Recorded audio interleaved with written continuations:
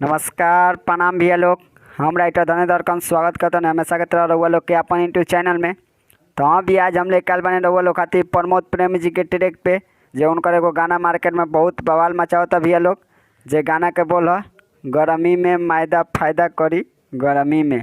तो हाँ भैया लोग यही धुन पाज हम रउआ लोग खातिर लेके आल बनी सुहाग रात मैटर। बहुत ही खूबसूरत सॉन्ग बा भैया लोग।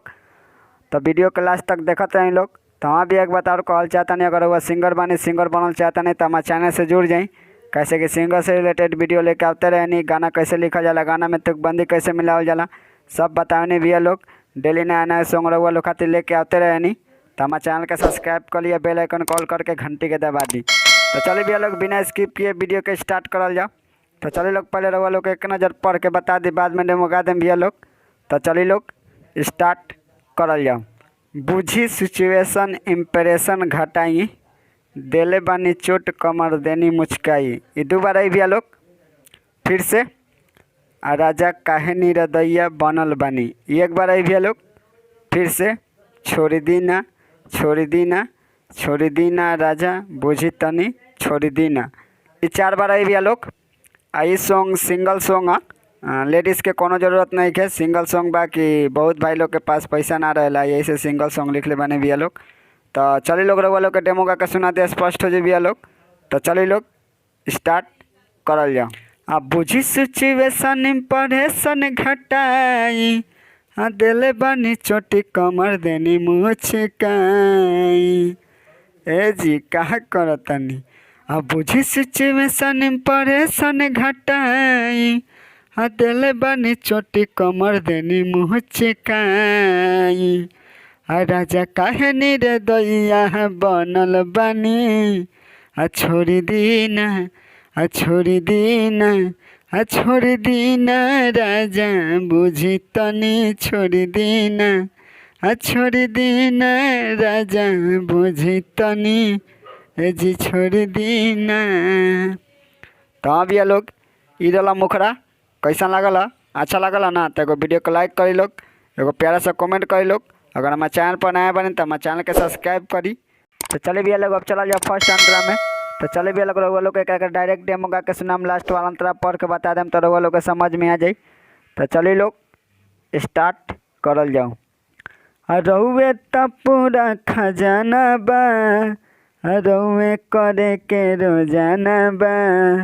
अरे अपना में हर के बात तनी मानी राजा होता दर्द घाव बाटे ताजा। ए जी रउए त पूरा खजाना बा रउए करे के रोजाना बा।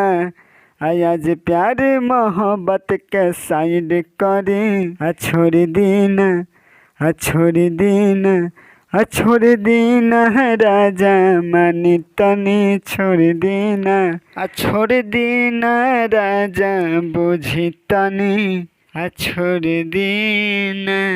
तो चले भैया लोग अब चला जाओ लास्ट अंतरा में। तो चले भैया लोग के पहले पढ़ के बता दे रउआ लोग के, न तो फर्स्ट वाला अंतरा समझ में ना आई। तो चलिए लोग स्टार्ट करल जाओ। धड़कन धनेश सुनी सूरज जी हवे ना कौनो ई भात भोज जी। एक बार आई भैया लोग। जौन धड़कन धनेश नाम भाई हमरे नाम भैया लोग, ई नाम हटा टाइम लोग और नाम बा वो हटा देम लोग, कोनो दिक्कत नहीं है। तो चलिए लोग स्टार्ट करल जाओ फिर से। बतिया के टलती ना बम जे ना मलती माफ करे में राजा गलती। एक बार आई भैया लोग फिर से।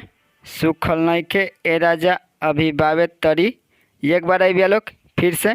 छोड़ दीना राजा मानी तनी छोड़ दीना। ये 3 बार आई भैया लोग। तो चले लोग रउआ लोग डेमो गा के सुना देम तो रउआ लोग समझ जाए हम लोग।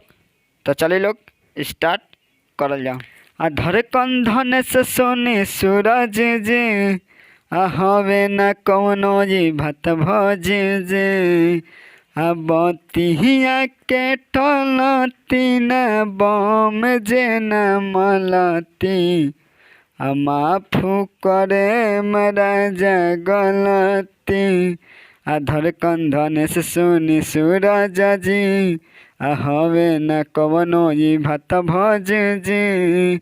सुखल नहीं खे राजा अभी बावे तरी छोड़ दीना छोड़ दीना राजा बुझी तनी छोड़ देना छोड़ देना राजा मानी तनी छोड़ देना।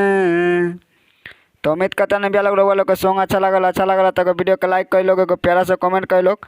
अगर हमारे चैनल पर नया बनता हमारे चैनल के सब्सक्राइब करी, वीडियो को शेयर करी। तो चलिए मिल अगले वीडियो में, तब तक बाय, जय हिंद।